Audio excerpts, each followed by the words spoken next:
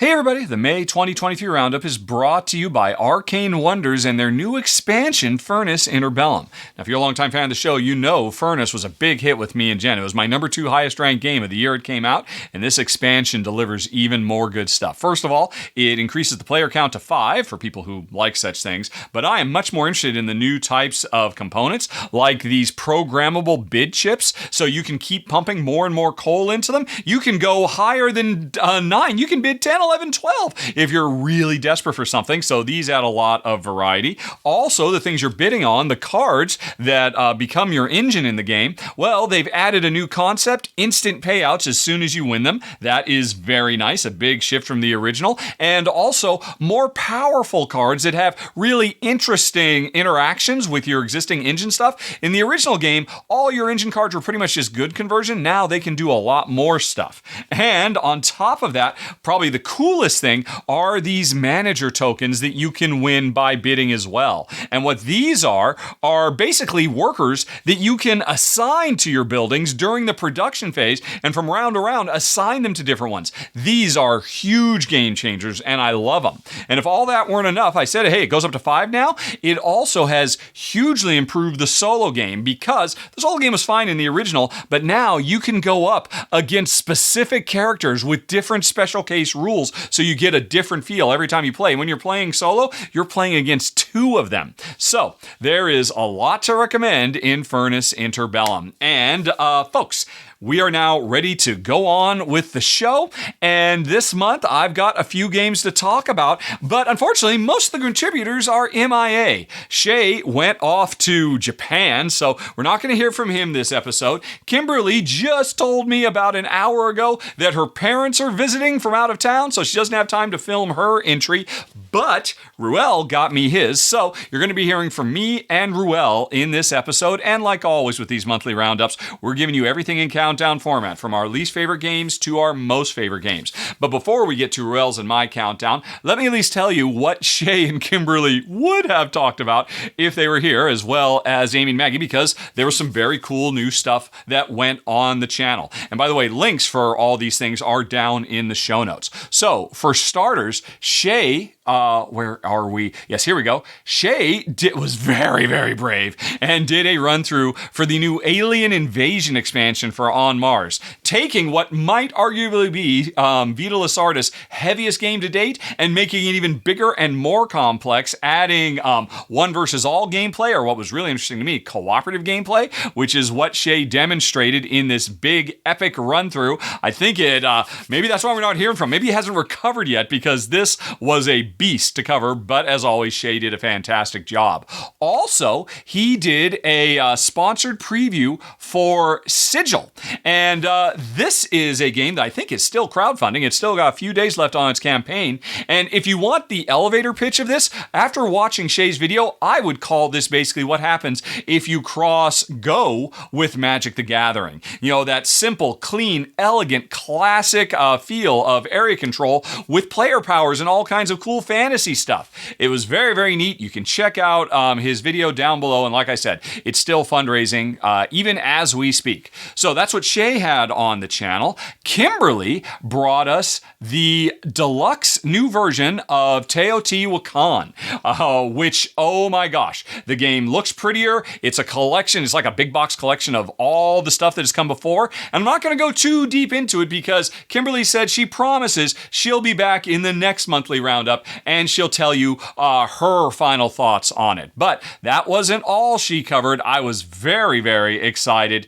to take a look at Bamboo, the latest game from Devere, teaming up with Jermaine Milan. Or is it Milan Germain? The design team behind Bitoku, and oh my gosh, this looks fantastic. Although, interestingly, Kimberly had some kind of mixed feelings. Now, you don't have to wait until next month to hear what she thought. Again, there's links for the run-through down in the show notes, but she'll be back in 30-some days to explain herself. But in the meantime, I've got to get this thing to the table. I am very excited about it. Okay, so that was Kimberly and Shea, but that's not all. We have other contributors as well.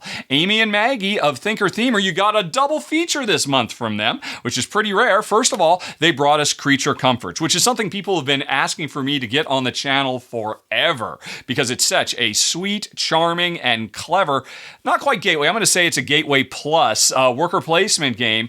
And oh my gosh, they really brought the charm to life. I can see why this is such a monster popular hit, and you can too if you want to check out their run through. And then also, oh man, this is really near and dear to my heart. They recently were in Taiwan, I believe. And they picked up a copy of Electropolis. And coincidentally, so did Jen and I. We weren't in Taiwan, but we did get our hands, thanks to a friend of the show, we got a copy of Electropolis as well. And I fell so in love with this game. I'll be talking more in depth about why I think this is one of the coolest tile-laying games that have come out in years. But I really wanted to get it on the channel, and Amy and Maggie liked it so much that they agreed, hey, yeah, we'll do a run-through for it. And so you can check that out now. I think they liked it a lot. I loved it, as did my wife. And so hang on until a bit later in this roundup, and you'll hear me go into a bit more detail about what makes Electropolis special. Okay, so that wasn't all. Ruel was able to make the time to tell us what he thought. I think he's got 5 games to talk about. Ruel, take it away. Hi friends, Ruel here. I played 21 games in May, and I'm going to talk about 5 of them here. The rest of the games that I played, you can find out, well, you're going to have to wait till the end of my list, and I'll tell you where to find them.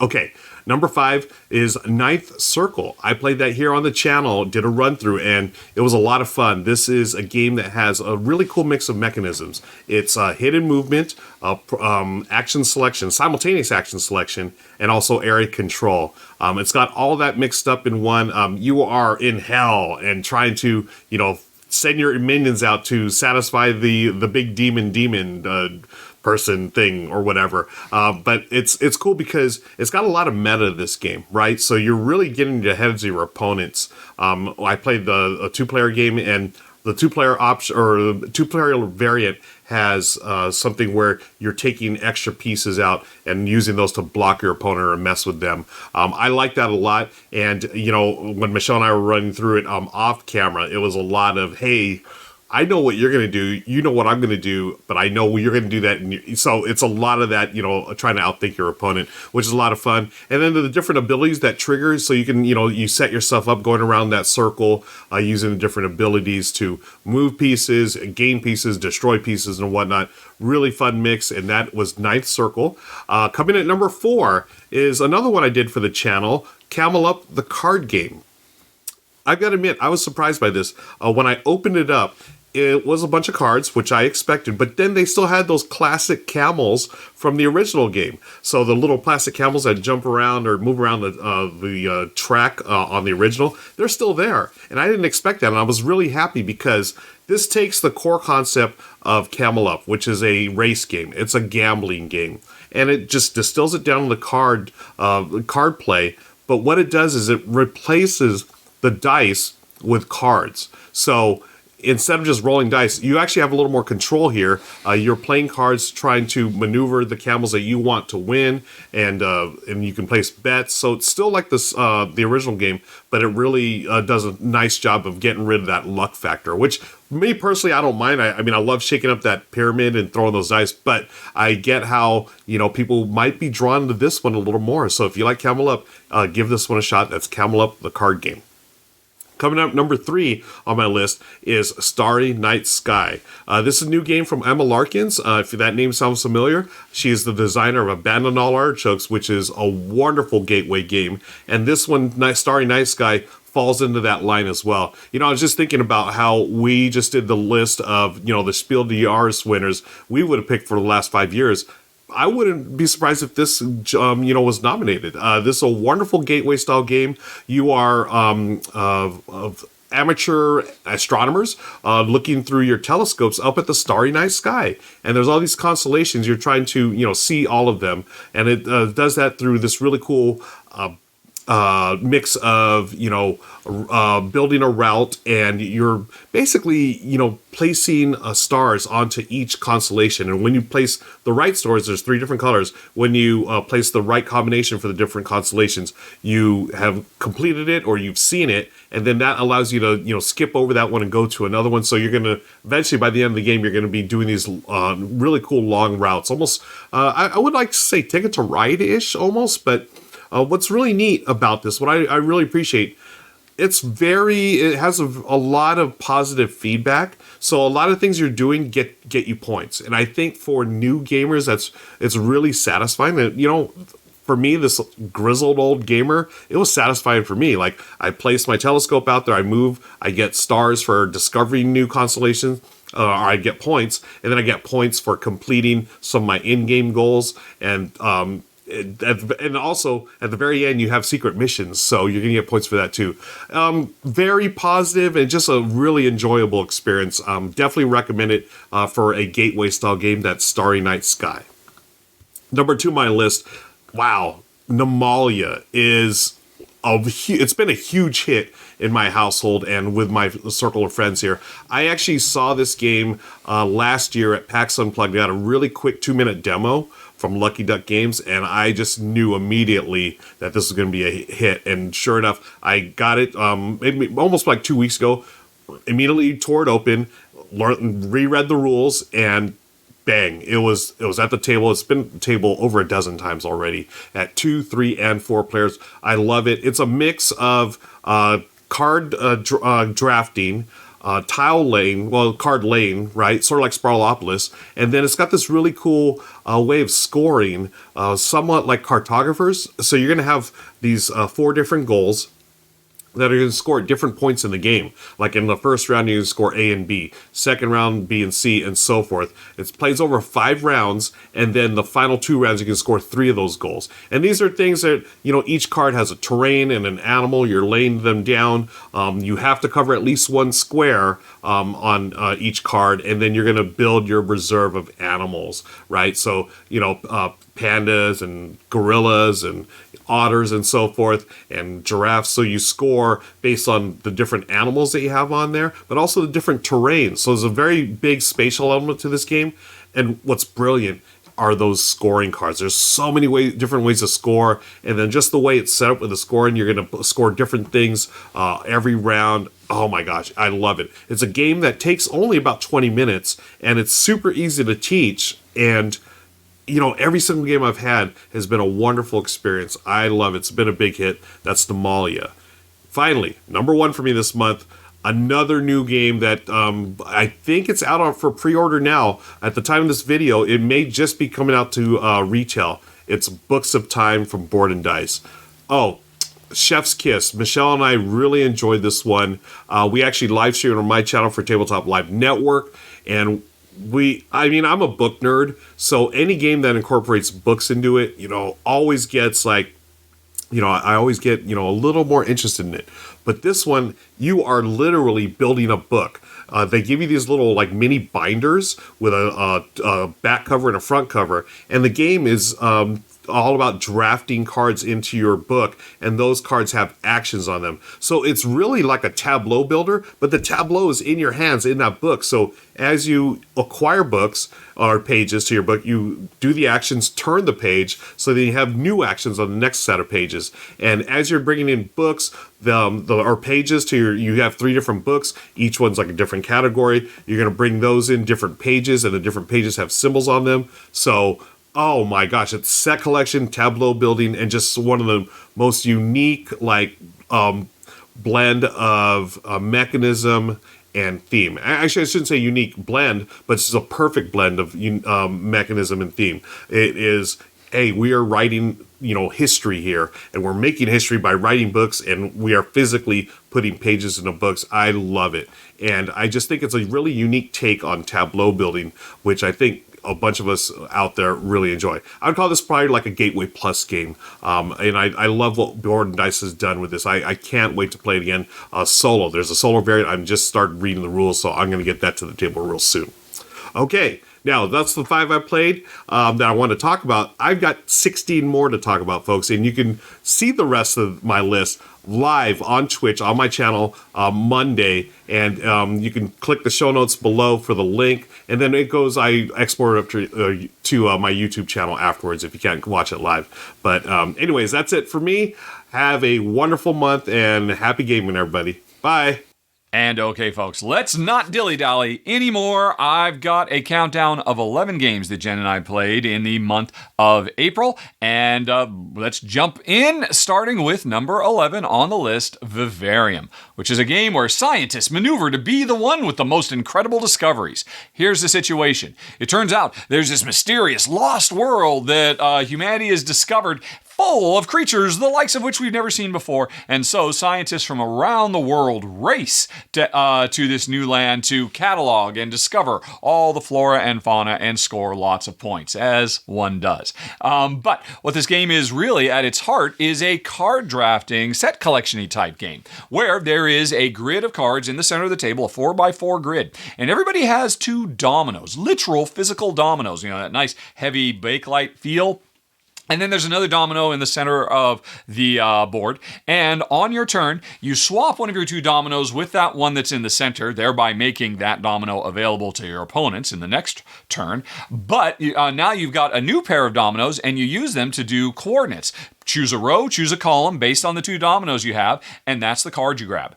And you add it to your collection, and you just keep going through a few rounds, and at the end of the game, whoever got the right combination of creatures to discover, and locations to explore, and equipment to use, and bonus point scoring cards to leverage, whoever got the best is going to win. And it's a simple, straightforward game. It does a very good job of player scaling. In a 2-player game, there's this thing that will make an entire column of cards disappear, so you're kind of racing to make sure you get the right ones. And it just works overall. It is stunningly gorgeous. It is a fast, fun game to play, and Jen and I enjoyed it. I think it's kind of a fun, novel little twist on card drafting, this idea of using dominoes as a variable coordinate system.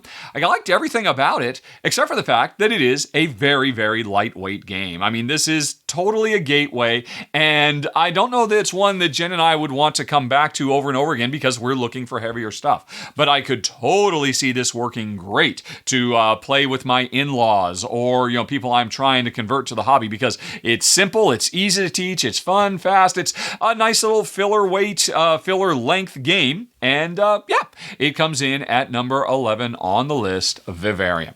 Okay. Then, let's talk about number 10 on the list, Vaalbara, which is a game wherein Neolithic clan leaders settle once and for all who will rule them all. And this is another drop-dead gorgeous card drafting game where we are Neolithic tribes trying to grab the right collection of terrain cards. Each one scores in a different way, and depending on what types of stuff you have, what types of stuff your opponent has. But every round there's going to be 4 of these terrain cards on offer, and every player is going to get one of them. Plus, you get to see what cards are coming in the following round, which is a nice extra little level of depth that I could be thinking about. What do I need now? But what am I going to be able to get next round? But how do you get these cards?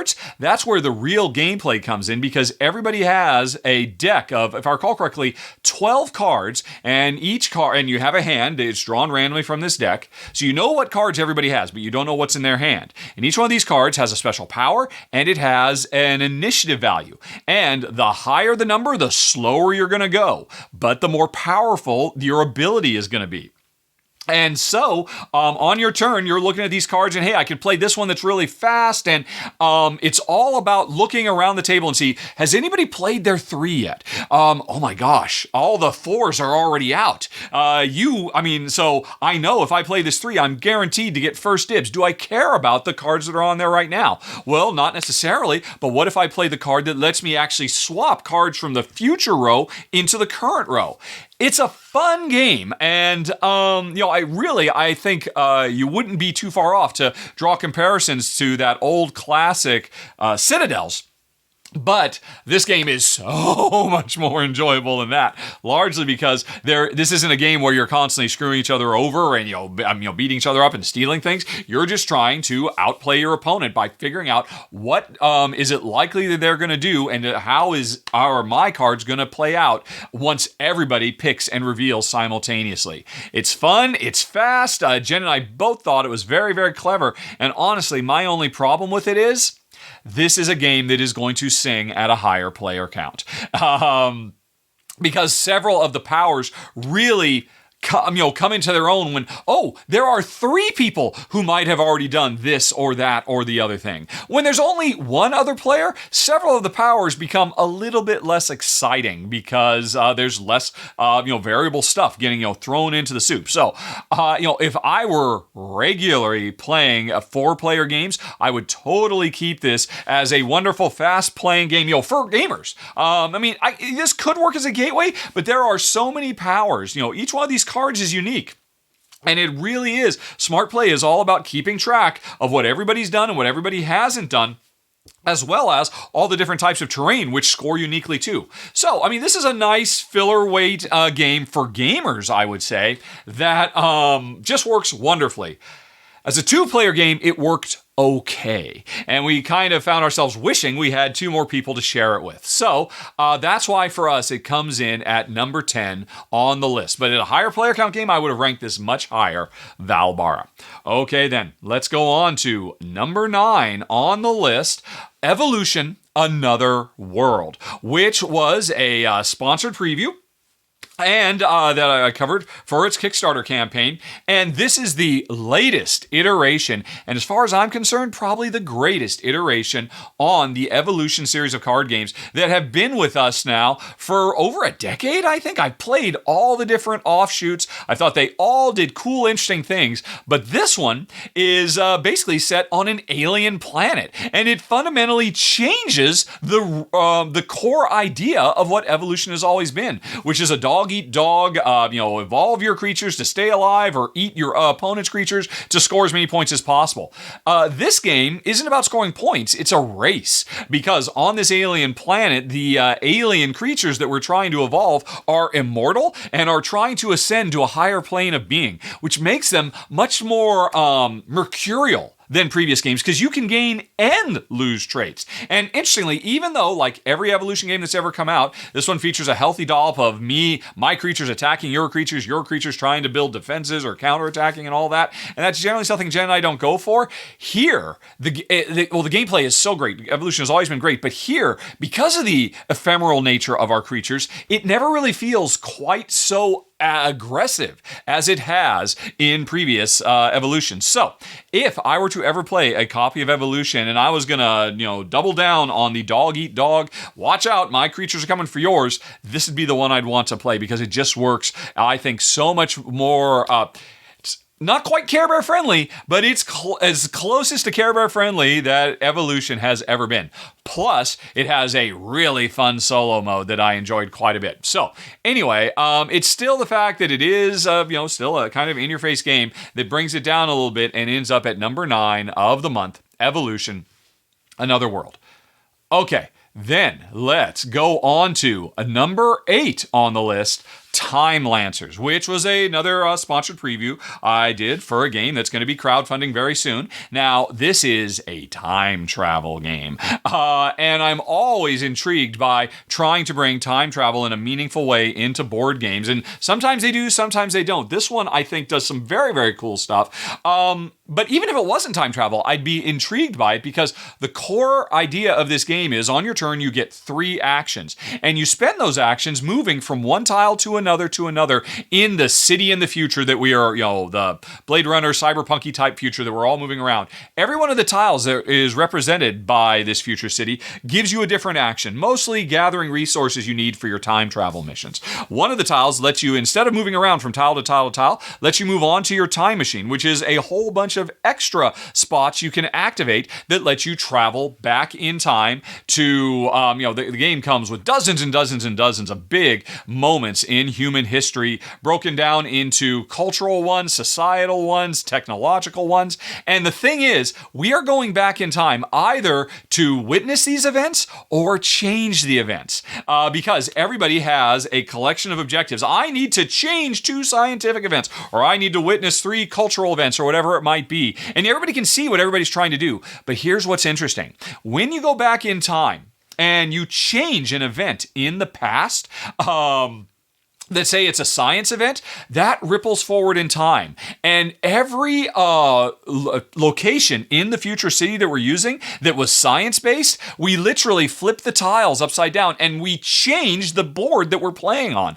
And every previous scientific event that every player has been to and claimed for themselves and put on their own board, those all flip. If you had actually changed a cultural event in the early 1900s, and then I go back and I change a cultural event in the 1700s, then on your board you have to flip your 1900s because suddenly, time has been righted. And so, because we're all trying to get the right combination of correct historical events and altered historical events, but every time we alter an event, it can ripple through time and affect everybody and the board we play on. Well, suffice to say, this game does time travel in a real and meaningful way that is thematically strong and a lot of fun to boot. And all of that aside, what I really like about the game is the way you select your actions. Because like I said, you've got this grid that's randomly generated of the city, and you're taking 3 turns just moving from one place to another.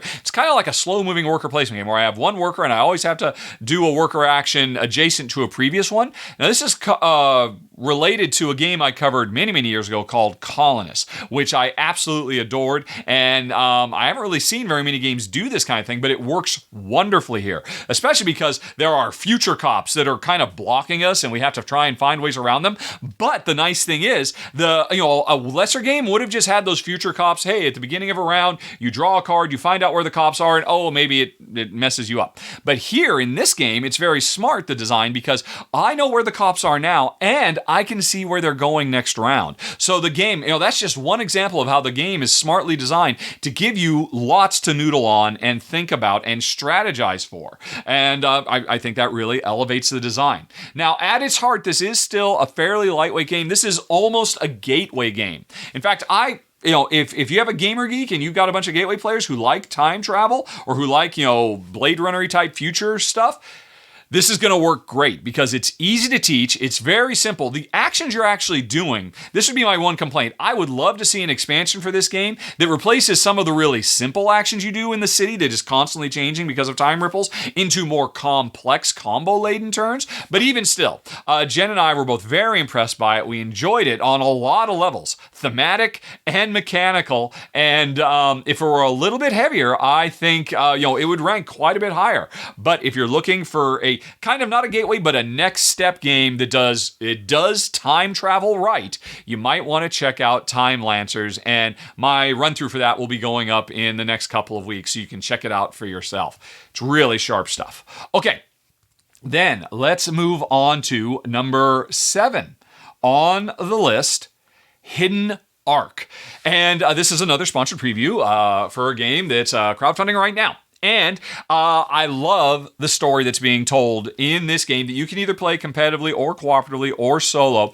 It's in our modern world where thousands of species of fish are on the brink of going extinct, and it's our job to gather the science and the public support, and the government support to travel around the world and save these endangered fish. And it's basically a race game. Everybody's trying to do the best they can, as fast as they can, with peak efficiency to get out there, save the fish, and score points. And the thing that really makes this game stand out, aside from its wonderful theme, which I'm a huge fan of, is the fact that this has 2 different engine building mechanisms going on simultaneously. Because every time you rescue a fish, very Splendor-like, every time you get a gem, that makes you more powerful because it means, hey, it's like I've got a permanent version of that gem that I can use to get more gems later on. The engine building of Splendor is widely regarded as, one of the best in years, and this takes that idea, but applies it to, hey, the more fish I save that have a technological element, the less technology I have to invest invest in later because I get more powerful. But on top of that, this is effectively a worker placement game where every turn you're going to activate one of 4 actions. And the thing is, at the beginning of every turn, you always get to collect one new, what are they called?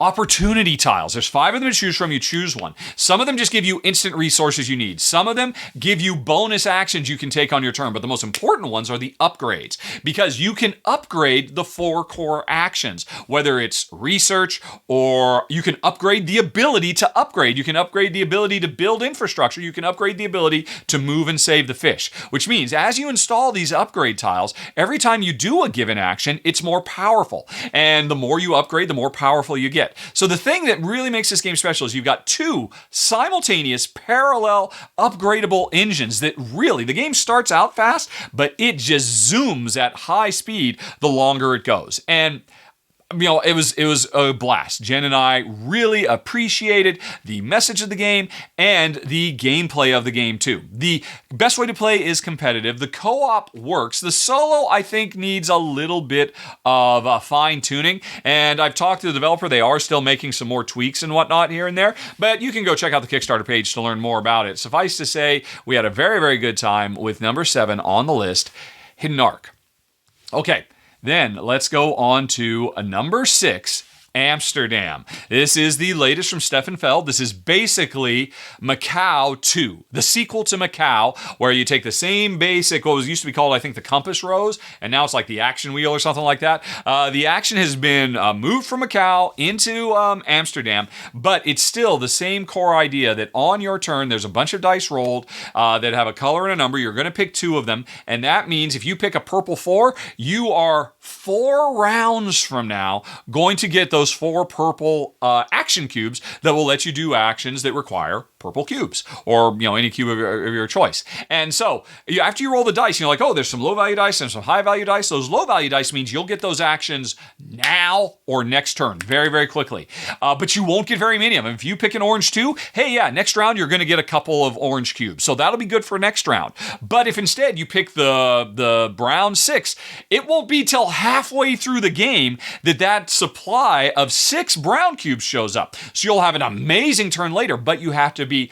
Macau has always been a brilliant example of short-term versus long-term strategizing and planning, and it's always been one of my favorite Feld games. So it's been reinvigorated, brought into a new city with a bunch of new changes. What I love about the new changes, one is the fact that they have made one of the core things you have to do in Macau is ship your goods overseas. And in the original Macau, there was just no reason not to wait until almost the end of the game. And then there was a huge flurry as everybody just tried to ship like crazy. Now, with Amsterdam, everybody's heavily incentivized to ship early, to not wait until you've got big super shipments. Do fast early shipments because there's lots of bonuses you can get that never existed before. Also, there's this side market that existed in Macau, which was incredibly swingy. It could be cruelly unfair with swings of luck, and now it's been replaced with a more predictable and I think much more interesting and engaging market that is a huge improvement. So, Macau is one of my favorite Felds of all time. So Amsterdam hugely improves on the shipping, hugely improves on the market, which are 2 major elements of the game. So I love this one more, right? I don't know. I can see why more people would like this one more than the original Macau, because much like how Brass Birmingham took the gameplay of Brass, but made it at once more complex, but at the same time, more forgiving, more relaxed. This game does the same thing. It's the same thing. Caverna took a really tight, tension-filled Agricola-style gameplay and said, hey, here's a million more things you can play with, and it's also much more laid back, and you don't really quite feel the same tension to survive. This does the exact same thing. It takes one of the most tension-filled Feld games of all time, Macau, and just makes it more easygoing with all these different little safety valves. It's not quite so hard to get the right combinations of cubes. There used to be much trickier. You have, if you can't use all your cubes, you can save save one of them for future rounds. So the game just makes it more relaxed and at the same time introduces more stuff. So I suspect most people will like this one. In the same way, there are many, many people out there that prefer Caverna to... If you're the type of player who prefers Caverna to Agricola or Brass Birmingham to Brass Lancashire, you'll probably prefer Amsterdam to Macau. I'm the type of player who wants the game to really put me through my paces and push me harder, which is why I still think I prefer Macau. But I very much enjoyed Amsterdam as well. Heck, it came in at number 6 on the list, right? That's not bad. Okay. Now, let's move on to number 5 on the list, Inventions, the evolution of ideas. Now, this is the latest big box collaboration with design superstar Vito Lasarda and Eagle Gryphon Games and Ian O'Toole. They are unstoppable, this trio of creatives, and they have made another just knocked it out of the park, whiz-bang, Vito Lasarda experience, and both Jen and I were blown away by it.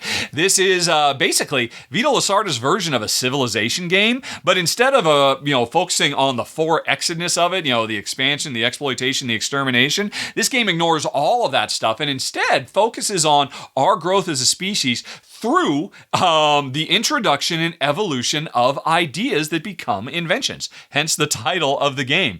And I love this story of civilization building so much more because it is actually a positive reflection on how, really, what the core thing that's important about the game is this is a game where you are constantly building off of the work of other players. If I'm the player who introduces an idea for a really great, world-shattering, invention, I might not be the one to actually invent it. I'm creating an opportunity for you to invent the thing. And then after you invent the thing, that's created an opportunity for me or somebody else maybe to innovate and make it even better. And then finally, once the thing's been invented, there's an opportunity for anybody who's had any part in the creation of this new idea, whether it is the internet or whether it is indoor plumbing, whatever it might be.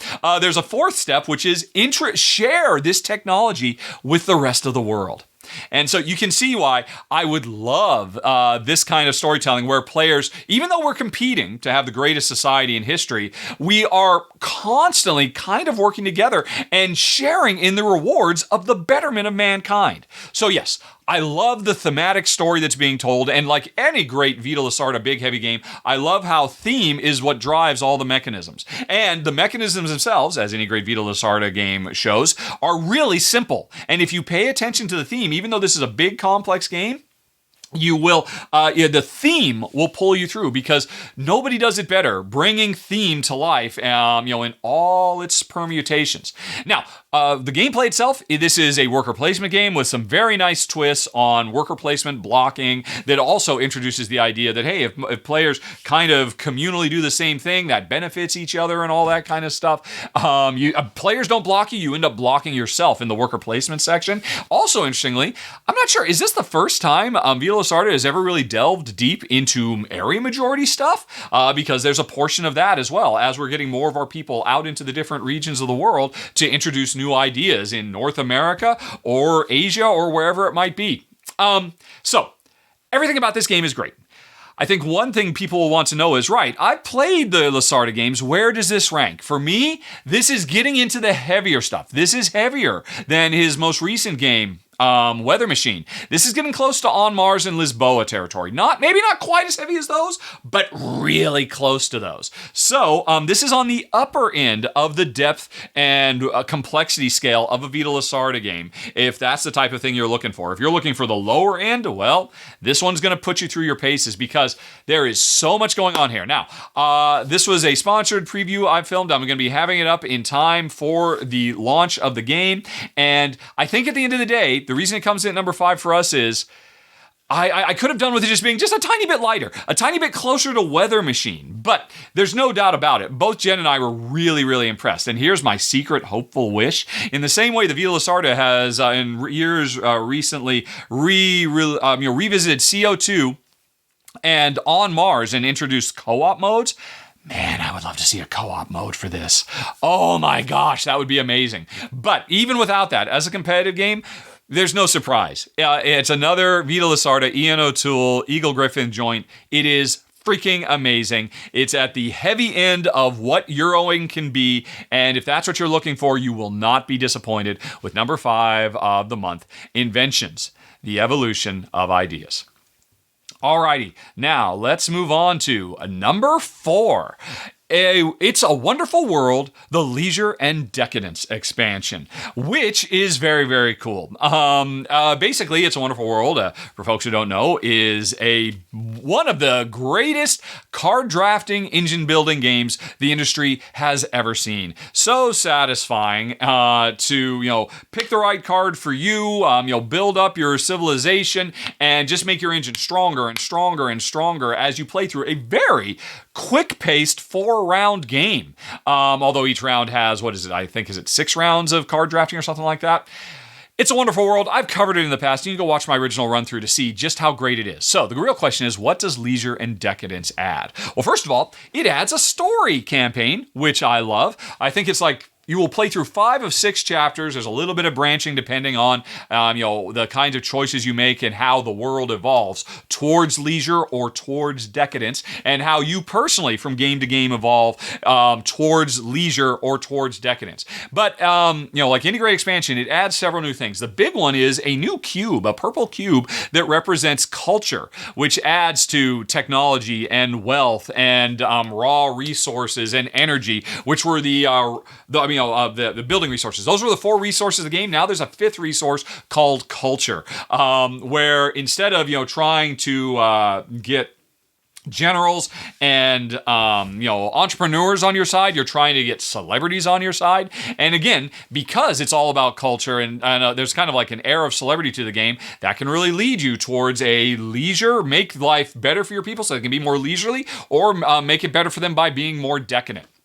But the new systems, and I've just told you about one. There's actually several, because the game comes with boxes, and every time you play a new chapter, you unlock more new stuff. I'm just telling you about the first one, the one that's actually the title of the game, the Leisure and Decadence, but there are some very cool additions to this game that I would not want to spoil the surprise. So I'm not going to tell you what's in box number 3 or box number 4, but I will say, wow, if you like It's a Wonderful World, you are going to really like this stuff. My only real complaint about the game, and it doesn't really bother me, but I can see why it bothers some people, the rules specifically recommend not mixing and matching this stuff with the existing. That if you want to play a Leisure and Decadence game of It's a Wonderful World, or even better, a series of 5 games as you tell, as players grow in power and all that stuff, the game recommends pulling out other expansions, because if you throw too much stuff into the big super deck, then the powers themselves get a little bit weakened.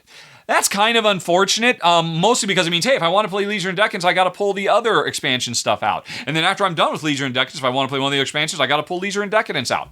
It's a minor inconvenience, but it's worth it, because it just brings so much new flavor and really surprising mechanisms, which again, I feel bad, but I'm not going to spoil them for you, other than to say, it's great. Absolutely enjoyed. Oh, and by the way, for the first time, I tried It's a Wonderful World as a solo game. It works great as a solo. And apparently it always has. So that's a lot to recommend in my number 4 of the month. It's a Wonderful World, Leisure and Decadence. Alrighty, but now let's move on to number 3 on the list. Oh my goodness, my wife Jen and I so loved My Shelfie. This game is such a huge hit in our household. We have played this game over a half a dozen times. Actually, my wife and I, we just filmed the Jen Jog, which is Jen's version of this thing, where you don't hear my opinions about all the games we played, but instead you hear her opinions. And after we were finished talking about My Shelfie, which by the way was her game of the month, she gave it a rare 5 stars, spoiler alert for that episode. She said, I want to play it again right now. So we had to get it out, and we played 2 games back to back immediately. Because what is the game? I haven't actually said. This is a phenomenal reworking of the core idea of Connect 4, that old classic from the 70s, I guess, that I'm kind of jealous. I never had a Connect 4 board when I was a little kid. I always wanted one because of that commercial I always saw growing up. But who cares about Connect 4 when My Shelfie exists? Oh my goodness.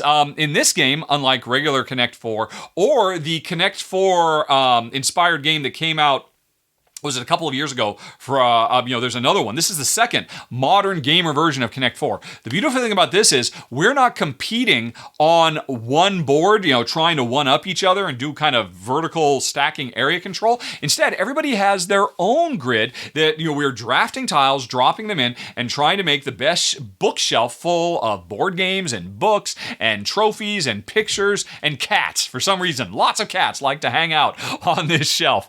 And so the drafting is really simple and elegant and smart, but what's better is you can grab 1, 2, or 3 tiles from the central board, but then when you place them, they all have to go in one column, and that's where things get tough because you are trying to get certain types of things in certain spots to score bonus points, and you're also trying to get big groupings of the same type of thing next to each other on your shelf to score lots of points, and every time you play, there are 2 randomly chosen bonus objectives that everybody is racing to be the first to complete. So there is a lot that goes into every single decision in this game, even though the game is so simple. This is that rarest of things. This is a true unicorn. This is 100% a very easy to pick up and play gateway game that is brilliant, that is still for hardcore gamer geeks like my wife and I that are generally looking for heavier fare. We love this game and think it is so much fun.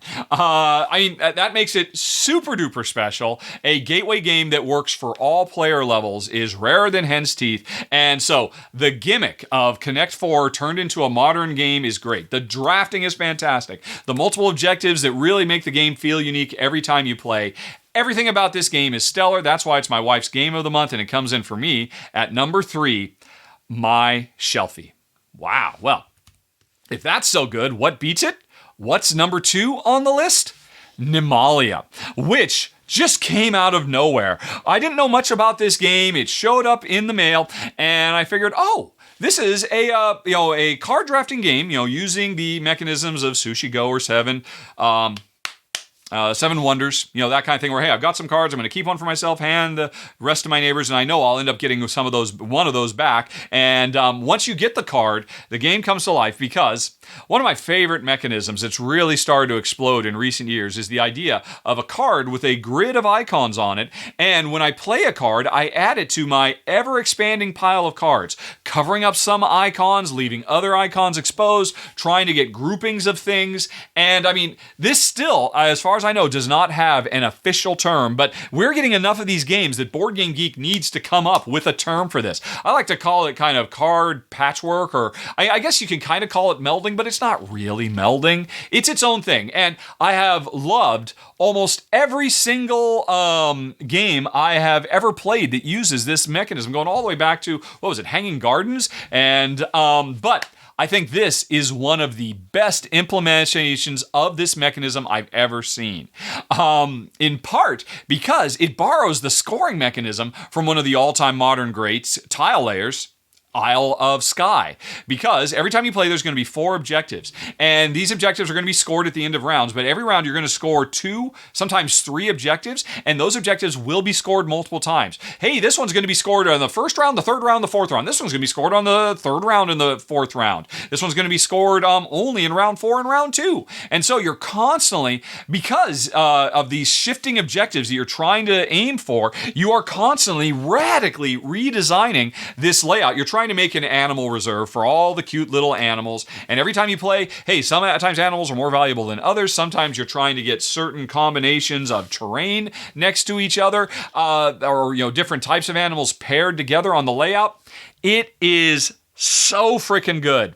The rules are almost non-existent. This is a game that I could teach you how to play almost instantly, and so interestingly, I'm going to say this is a really, really great gateway game that anybody could learn to play, but is still a really deep and crunchy game with a lot to noodle on.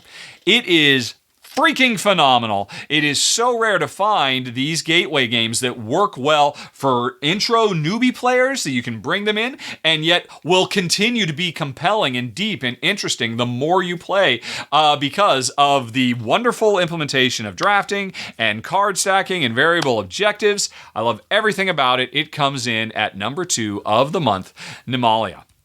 Oh, and then the animals are adorable too. But folks, it's time for the number one. What could it be? Electropolis. Oh my goodness. I love this game so much. In large part because I love tile laying games. And, tile laying, at this point, should I just admit tile laying is my favorite mechanism of all time? Maybe it is. I'm starting to think maybe it is. But anyway, what makes this tile laying game better than all the others? Well, it does a lot of things right. I love tile laying games where you're really tightly constrained. You don't have a lot of room to maneuver. Here, we've got a 5x5 grid that we're trying to fill up with different types of power plants. And each type of power plant, has the potential to score points differently, as is so often the case in these kind of SimCity building games. So this is a SimCity game where there's none of the city. It's just all about producing power, whether it's, dirty power or clean power. But the interesting thing is, you're doing the tile laying stuff, and we've seen this in a lot of games. What makes this unique and different? Well, there's a few things. One is actually, it all comes down to the way we draft this game, because every round, a few cards are going to come out that we are vying to grab. Each of us is going to get one card, from the four that come out every round, that tell us what kind of bonus we get, whether it's some kind of resource we need, or some kind of in-game scoring thing, or maybe just some points, whatever it might be. That's one half of the cards that you're going to vie for, and the other half tells you this is where you can build this round. You can only build in the southern half. You can only build on the outskirts. You can only build in the center.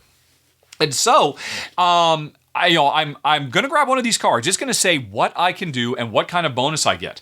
But then the other thing I'm going to do is I'm going to grab anywhere from 2 to 6 new tiles that I want to add to my city.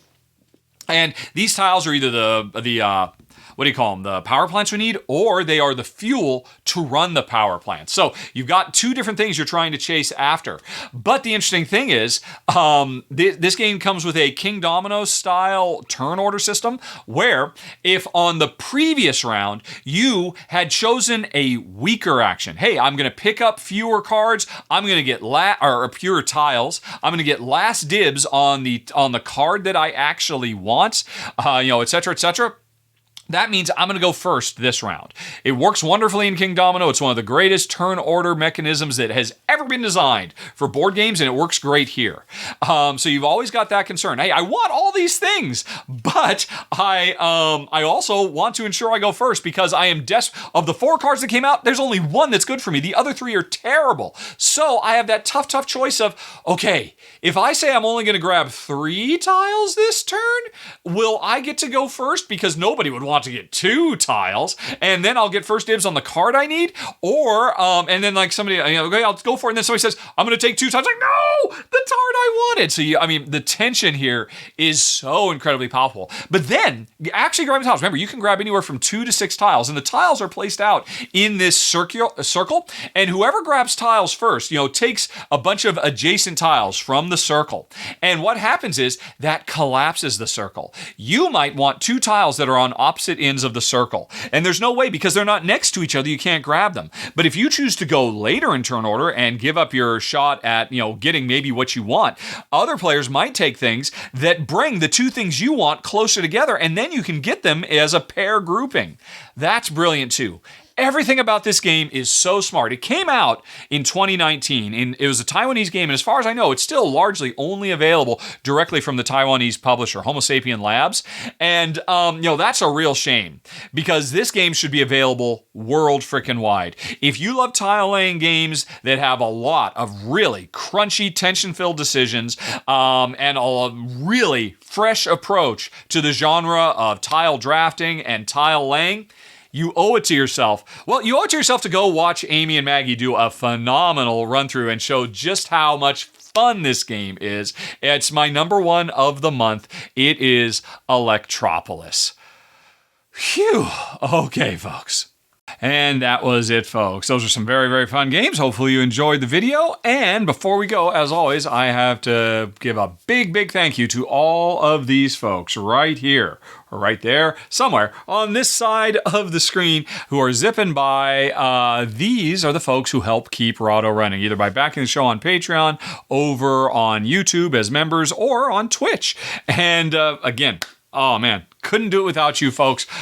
And in addition to all of these who are zipping by really quick, I want to give a special shout out to the high-level backers, Stacy Lee, Steve Ercolini, Graham Wallace, Dennis Inty, Jay Huber, Adrian Dong, Jeff Young, Nicholas Elkins, Denmoa 2030 CE, Marlon Cruz, Charles Hill, KB, Selma Lee, Dr. Fu, Lex, Jerry Reese, Cheryl Howard, Chris Steele, Davey Davis, Dan Halligan, Mike Bloom, Isa Samilionis, Amy Adams, Cobra Misfit, Jimmy Schroeder, Henson, Hans Peter Bach, Caitlin, Albert, Dave Salvatore, Victory BHG, Blake Wilson, Amber Rail, Mom Gamer, Chris Arnold, Jeff Glazen, Eric Z, Sharon Laubach, Heather Rudarian, Marilyn, and Kisa Griffin. You are all my favorite people in the world. No. You're all tied for my second favorite person in the world because, of course, Jen is my favorite. But, and in third place, all the rest of you. Thank you, everybody, for supporting the show. And also, thank you to Arcane Wonders for sponsoring this particular episode. Folks, Furnace Interbellum is available now. Have a very, very nice day. Talk to you later. So long. Bye-bye.